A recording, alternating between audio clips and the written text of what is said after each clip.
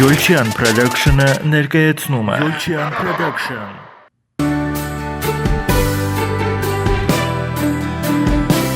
Բայ երեկո հարգելի հեռուստադիտողներ, տեղեկացնեմ, որ այսօր մեր տաղավար հյուրընկալել է Մարտուն Կինոսյանը։ Բարև ձեզ։ Բարև ձեզ։ Ինչպե՞ս եք։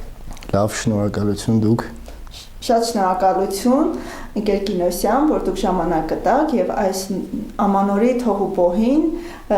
հանգրվանեցիք մեր տաղավար, քանի որ ես ցանկանում եմ մեր հեռուստադիտողներին տեղյակ պահել, թե ով եք դուք եւ որտեղից է սկսել սերը դեպի նվագախումբ, դեպի դհոլ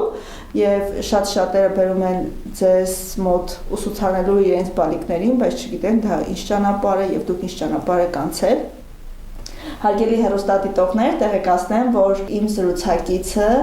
դասավանդում է դհոլահարների մի ամբողջ խումբ Մխիթարյան մշակույթի կենտրոնում, որտեղ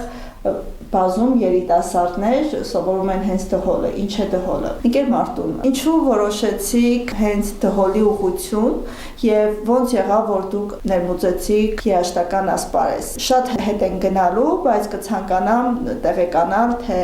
ով սեր արտացրեց դեպի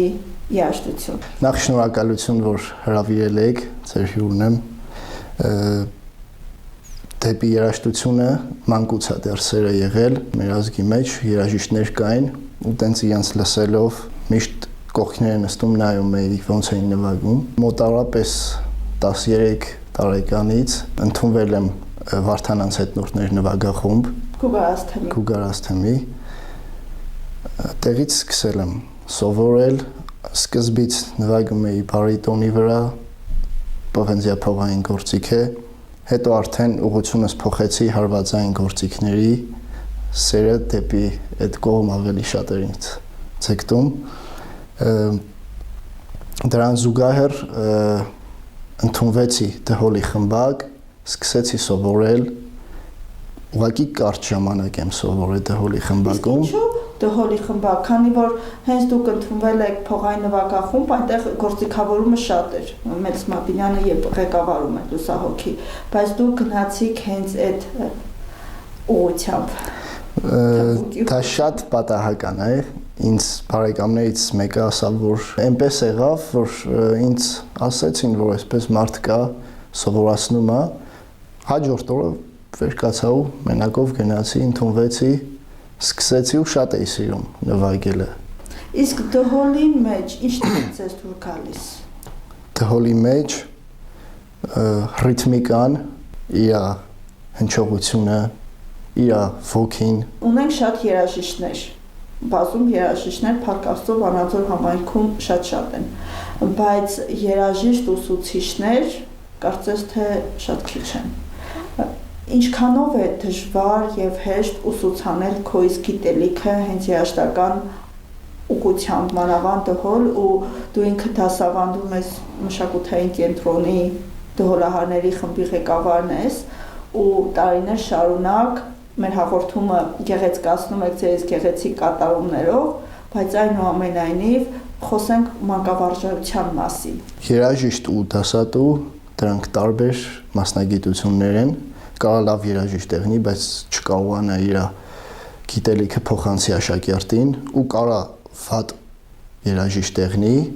ու իր ողջ գիտելիքը ամբողջովին փոխանցի աշակերտներին։ Բայց ինչպես եղավ, որ դու ինքդ որոշեցիր նաև լինել մանկավարժ ու ինչպես ձևավորվեց այդ ձեր խմբակը։ Դե ինչպես հասկացաք, իմ մոտ երաժշտության հետ կապված ամեն բան պատահական է լինում։ Դա էլ հենց այդ մասնագիտություն ավակ ընկեր ունենք, որի կինը Նաիրա Մխիթարյանը գիտելիքի կենտրոն ունի զարգացման երեխաների եւ ուզում էին բացել մշակույթի կենտրոն։ Ինձ առաջարկեցին, ես էլ 20 տարեկան էի, նոր էի եկել բանակից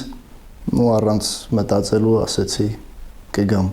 Փորձեցի ու ստացվեց։ Տարիներ շարունակ արդեն խումբը զարգանում է, աճում է, փառատոներ եք մասնակցում։ Ինչ արդյունքներով եք վերադառնում փառատոներից ու որն է ձեզ համար կարևոր այդ փառատոների մասնակցությունը։ Բազում փառատոների ենք մասնակցում եւ փառատոն մրցումների ենք մասնակցում։ Փառատոնի հենց կարևորությունը նրանում է, որ աշակերտես ոգևորվի թեկուս հենց իրաբեմ դուրս գալուց, թեկուս պատվոգրից, թեկուս մրցանակներից, մասնակցությունը փառատոնների ավելի շատ աշակերտների համար են։ Ամեն փառատոն բնականաբար նաև ծախսատար է լինում։ Ինչքանով են ծնողները ձեր կողքին, թե կենտրոնն է հոգում, թե նայած երբ ոնց։ Ծնողների աջակցությունը ինչքանով եք զգում։ Իհարկե ծնողները աջակցում են, ես էլ իմ հերթին այնպես եմ անում, որ հասանելի լինի բոլորին։ Անկեր Մարտուն, ամեն տարի դուք մասնակցում եք մեր ամանորյա հաղորդումների, նկարահանումներին եւ բնականաբար իմ կարելի ասել թույլ կողմը հենց դհոլահարների խումբն է, ու ես ցանկանում եմ միշտ դհոլով սկսում եմ, դհոլահարների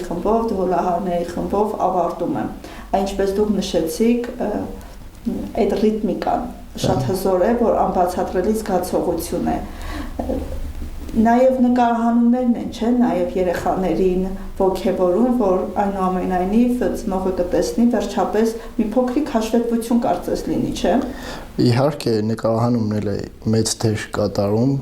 քանի որ հիշողությունը մարդկանց մոտ, օրինակ գալիս ենք ձեր մոտ նկարվելու, անհամբեր սպասում են խորքի, երբ է վիդեո նեղնելու, բոլորը գրում են երբ է վիդեո նեղնելու, ուղարկում եմ ու ծնողներ կան, որ ասում են ամեն օր նայում ենք այդ վիդեոն, ուրախանում ենք։ Տարիներ շարունակ, երբ որ մի խմբի նկարում ես, արդեն երեխաների եւ մասնագիտական աճն ես նկատում եւ արդեն իրենց հասունացումն ես նկատում։ Այդ ձեզ մոտ դա դուք զգում եք, որ թե իրանք անընդհատ ձեր աչքի առաջ են, իրենց այդ մեծանալը դուք չեք տեսնում։ Դե հենց ձեր ասած վիդեոների շնորհիվ է, որ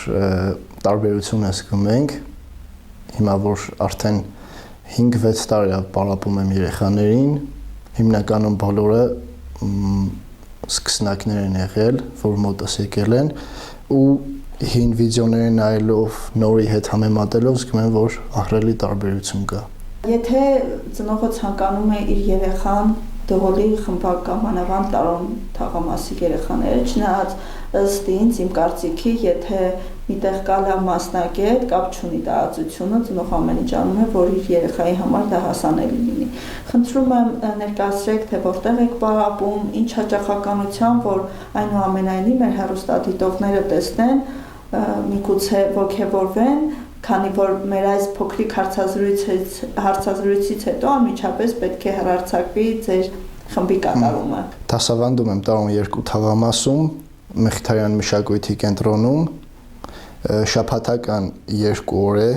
3-շաբթի, 4-շաբթի օրերին, ունեմ 2 խումբ, նորեկներ եւ ավելի ավագ սերունդի ներկայացուցիչներ։ Տարեկային սահմանափակումը սկսում է 6 տարեկանից։ Ինչ է հարկավոր, որ երեխան հաճախի դհոլի խմբակ։ Երաժշտական գիտելիք է հարկավոր, թե ուղղակի սեր է հարկավոր, երաժշտական գիտելիքը հետո է զարգանում։ Գիտելիքը ես կտամ, սերը ամենակարևորն է եւ երաժշտական լսողություն ունենա, այսինքն ռիթմը զգա, երաժշտությունը զգա իր մեջ։ Երբ ծնողը բերում է, դուք մի հատ ռիթմ զգում եք, նոր եթե երեխան ունի ունակություններ մնում է, եթե չունի, լսողությունը ստուգում եմ, եթե նույնիսկ չնչին իր մոտ կա, ընդունում եմ, փորձում եմ դա ավելի զարգացնել։ Եթե չկա, չեմ կարա այդ արդեն անզոր եմ, որովհետև դա իծն է երեխաների մոտ։ Իսկ դժվար չի հասունացնել մի մակարդակի, արդեն 6 տարի է ու արդեն երեխաները գալիս են բանակի տարիք։ Ճիշտ է։ Ճիշտ է։ Երբ որ բանակի տարիք են հասնում, ու արդեն հիմնականում հա ունեմ, ուղարկել եմ, եկել են արդեն երեխաները այնտեղ ծառայելու ընթացքում ծնողներից դհոլը ուզել են, այնտեղ միջոցառումներ են նվագել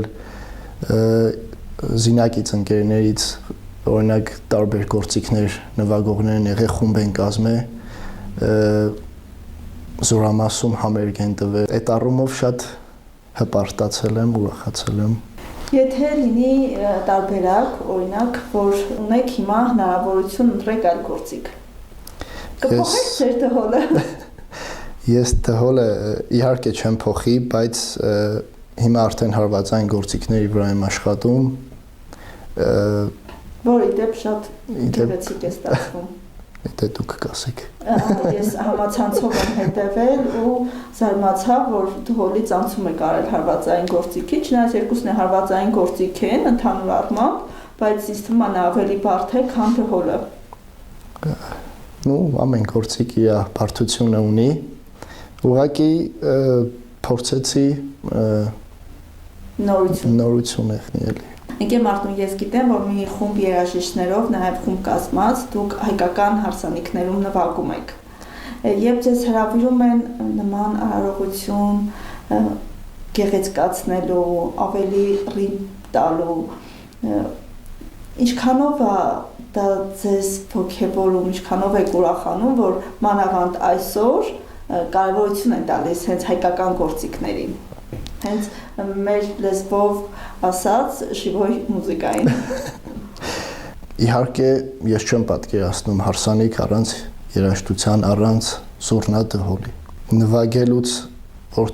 տեսնում ենք մարդ կանց ուրախությունը, երջանկությունը, բարելը, ոգևորությունը տեսնելով ավելի շատ հոգևոր բավարարվածություն ենք ստանում, դրան ավելի շատ որպես աշխատանք չենք նայում այդ պահին, հենց դրանով էլ մեզ դուր է գալի մեր արած գործը։ Որպես երաժիշտ, ձեր հարսանիքը ինչպես կարողացաք կազմակերպել։ Երաժշտական մասով։ Երաժշտական մասով իմ ընկերները չթողացին, նույնիսկ ես մտածեմ այդ ուղղությամբ, բոլորից շատ շնորհակալ եմ։ Իրանք ասել են դու գործ չունես, մենք սաղ կանենք ու շատ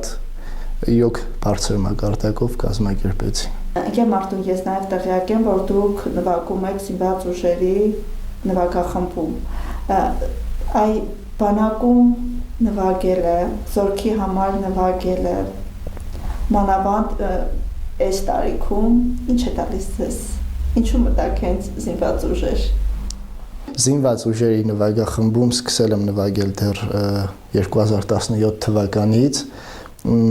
Ուրախ եմ, որ հենց իմ մասնագիտությունով եմ ծառայությունս կատարում։ Ձեր նորաստեղծ ընտանիքի համար նույնպես ուրախ եմ։ Շնորհակալություն։ Անսահման սեր ու երջանկություն եմ մաղթում ձեզ, ընկեր Մարտուն։ Եվ հարգելի հեռուստադիտողներ, շուրջ 5-6 տարի ընկեր Մարտունում իր խմբով, իր դհոլահարների խմբով մասնակցում է մեր հաղորդմանը։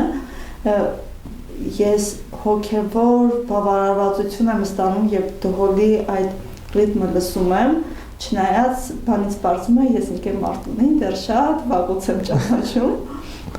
Իդեպ ես չէի հիշում, ընկեր Մարտուն, քանի որ մեր հաղորդումը եթերը հեռարձակվելու ամանորյա գեղեցիկ օրերին, նաև ունեք հնարավորություն ողջունելու, շնորհավորելու թե ձեր սաներին, թե ձեր հարազատներին,